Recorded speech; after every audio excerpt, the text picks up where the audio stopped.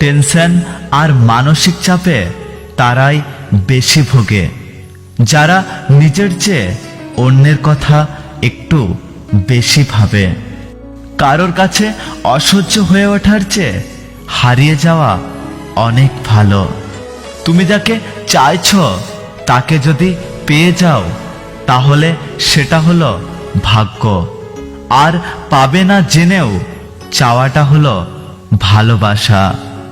2 দিন অথবা 2 মাস কারোর সাথে যোগাযোগ না রেখে দেখুন, কেউ খবর নেবে না। 2 ঘন্টার জন্য মায়ের চোখের আড়াল হয়ে দেখুন, ফোন করে করে আপনাকে পাগল করে দেবে। সত্যি কথা বলতে মা মানে কি সেটা মায়ের থেকে দূরে থাকলেই বোঝা যায়। জীবন মানেই ভাঙা গড়ার খেলা, কেউ ভাঙে কেউ গড়ে। ভাঙা গড়া নিয়েই তো জীবন কাটাতে হয়। একটি পাখি একটি সাদা গোলাপকে প্রপোজ করলো। গোলাপ বলল, আমি যখন লাল হব তখন তোমাকে ভালোবাসবো। পাখিটা নিজের বুক চিরে রক্তে রাঙিয়ে দিল গোলাপটিকে। এখন গোলাপটা পাখিটিকে ভালোবাসে, কিন্তু পাখিটি আর এই পৃথিবীতে নেই। একটা মেয়ের আবদার তার বাবার থেকে বেশি কেউ পূরণ করতে পারে না। কষ্ট মানুষকে পরিবর্তন করে, কষ্ট মানুষকে শক্তিশালী করে। প্রতিটা কষ্টের অভিজ্ঞতাই আমাদের জন্য নতুন শিক্ষা নিয়ে আসে।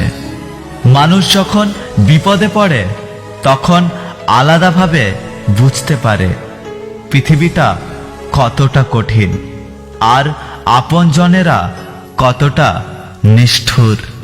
আজকাল কথা কম বলতেই ভালো লাগে, কারণ আমি জানি কথা বোঝার মতো মানুষের সংখ্যা খুবই কম, কিন্তু আঘাত করার মানুষের সংখ্যা অনেক বেশি।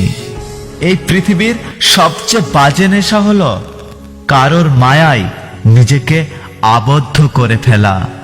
জীবনে আপন করে নিন তাকে যে আপনার অতীত জেনেও আপনাকে পাগলের মতো ভালোবাসে। মনে রেখো, যে মানুষটা অল্পতেই অনেকটা খুশি হয় সে কিন্তু সামান্য আঘাতেই অনেকটা কষ্ট পায়। বাবা জীবনের সবথেকে মনের মানুষ, যে নিজে কষ্ট করে আমাদের খুশি রাখতে চায়। যদি ভিডিওটি ভালো লাগে ভিডিওটিতে একটি লাইক করবেন, কমেন্ট করে জানাবেন আপনার মতামত। যদি আপনি আমাদের এসপি লাভ স্টুডিও ইউটিউব চ্যানেলটি এখনো সাবস্ক্রাইব না করে থাকেন তাহলে চ্যানেলটি সাবস্ক্রাইব করে পাশে আসা বেল আইকনটি প্রেস করে রাখবেন। দেখা হচ্ছে পরের ভিডিওতে, ততক্ষণ সুস্থ থাকবেন।